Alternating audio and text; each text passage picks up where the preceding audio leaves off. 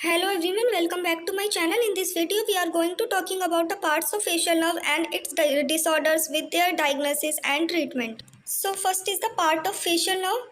The sensory root of the facial nerve is also known as the nerve of Würzburg. The first part is the intracranial part from the pons to the internal acoustic meatus.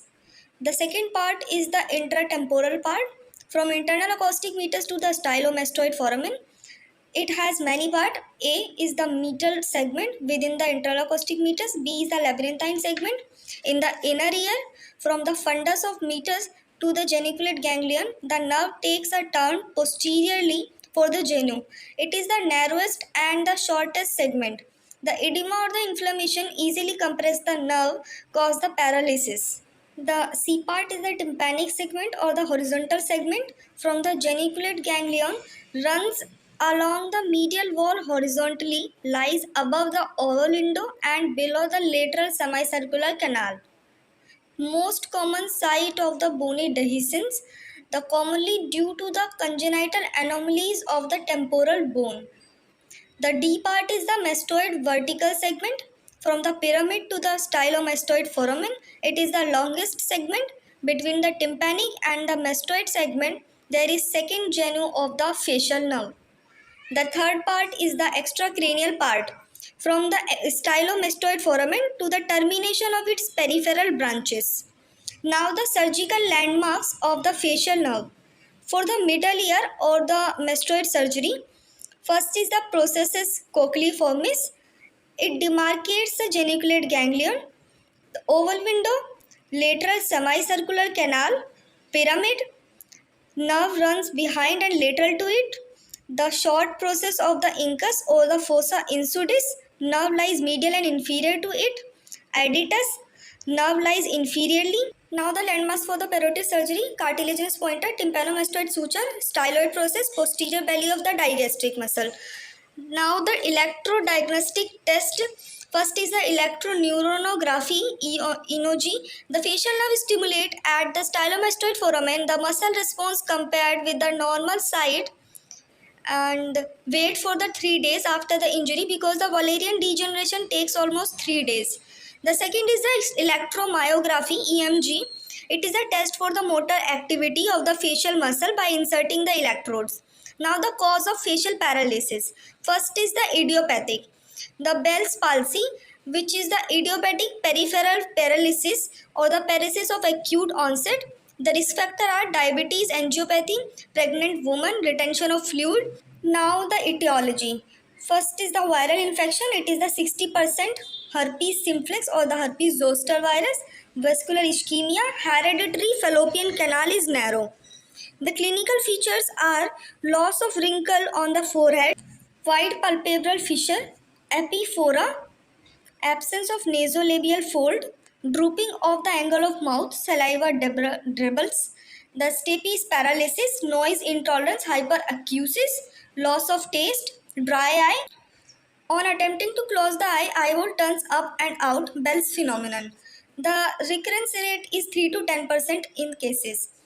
The treatment is reassurance, eye care, physiotherapy or massage of the facial muscle, steroids. Prednisolone is the drug of choice. Vitamin B12. Decompression of the nerve including the labyrinthine segment by the post-oral and the middle fossa approach. It is a surgical treatment. Now the Melkerson syndrome. It is the idiopathic disorders with the triad of the facial paralysis, swelling of lip, fissure tongue. Now the infection. Second is the herpes zoster oticus Ramsay Hunt syndrome, the infection of the middle ear, malignant otitis externa. Now third is the trauma. Fracture of the temporal bone, known iatrogenic cause, based on the rehabilitation of the long axis of the petrous part of temporal bone.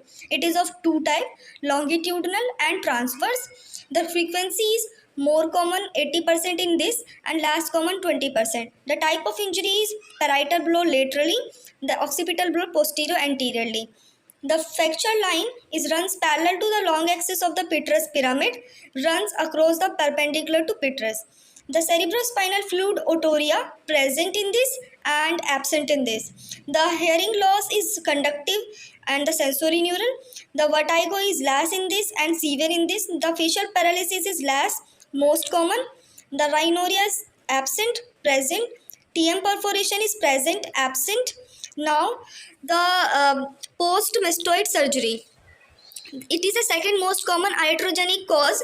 Facial nerve injured during the stapedectomy, tympanoplasty or the mastoid surgery. Paralysis is immediate or the delayed type.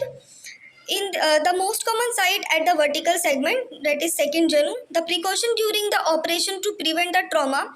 Precise anatomical knowledge of the surgical landmark should always working along the course of the nerve, never across it. Constant irrigation when the drilling to avoid the thermal injury or to clear the bone dust. Use the diamond burrs when the working near the nerve. The large side burr according to the surgical site should be used to prevent the injury. Using magnification to work on the facial nerve. Next is the parotid surgery or the trauma to face. It is the most common cause of the facial paralysis, iatrogenic cause. Now the topo diagnostic test for the lesion in the intratemporal part. The Schimmer test, stapedial reflex, taste test, submandibular salivary flow test. Now the complication. First is the synkinesis, mass movement. When the patient wishes to close the eye, corner of the mouth also twitches and vice versa.